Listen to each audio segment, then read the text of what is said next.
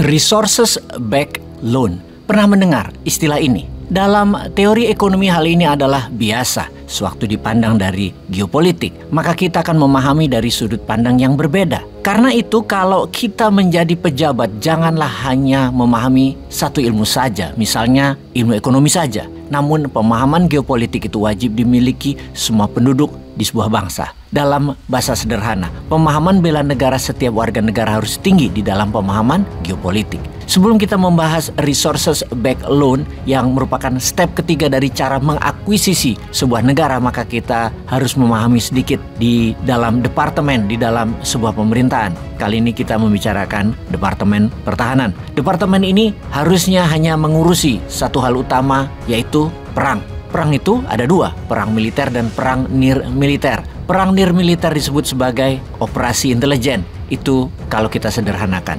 Perang militer ada fisik tentaranya, bedil-bedilan.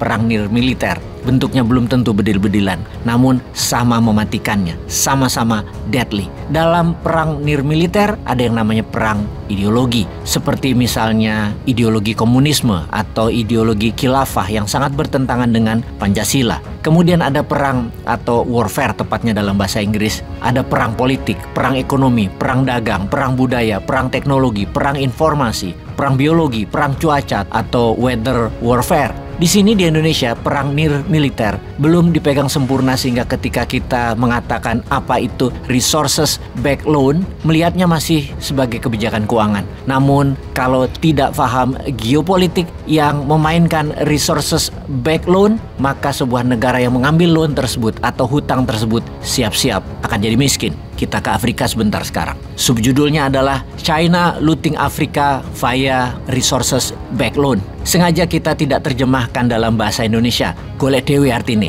Apa yang sahabat dapat bayangkan kalau saya mengatakan sebuah kata kolonialisasi? Maka bayangan kita akan terbawa ke abad pertengahan di mana negara Eropa seperti Belanda, Portugis, atau Inggris sebagai negara yang banyak mengkoloni atau menjajah wilayah lainnya yang untuk diambil hartanya dan kemudian kekayaan sumber daya alamnya sebuah negara. Maka di dalam pertanyaan Bosman barusan tentang kolonialisasi, kali ini lebih menekankan pada konsep penjajahan, konsep kolonialisme, konsep mengambil kekayaan bangsa lain oleh sebuah bangsa yang jauh atau faraway nation taking the national wealth of other nation. Kemudian membuat negara jauh tadi jadi kaya raya dan negara yang diambil kekayaannya jadi miskin.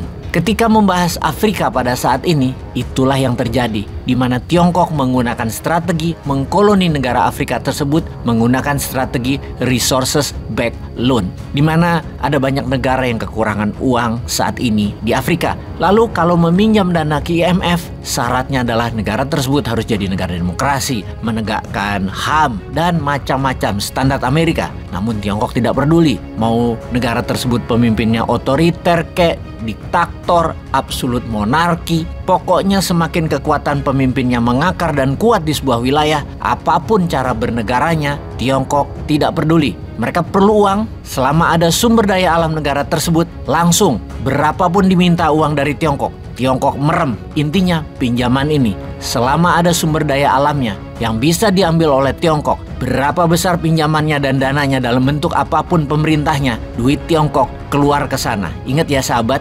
duitnya kita kasih kata quote unquote. Dan kita semua tahu Afrika stand to lose atau Afrika lah negara yang nantinya dirugikan. Uang itu bukan grant atau pemberian wakaf.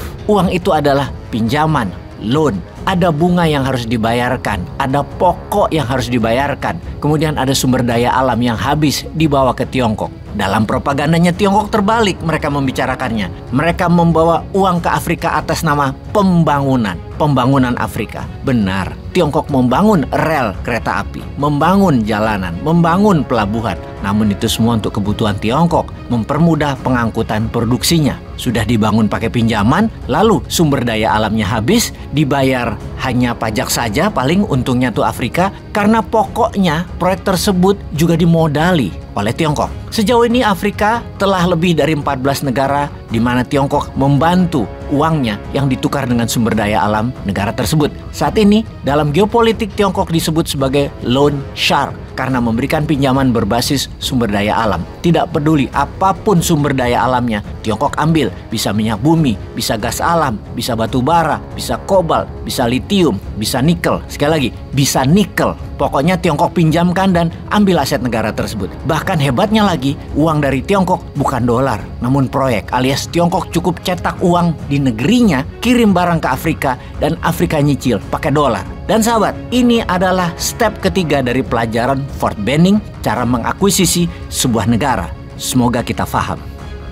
Peace.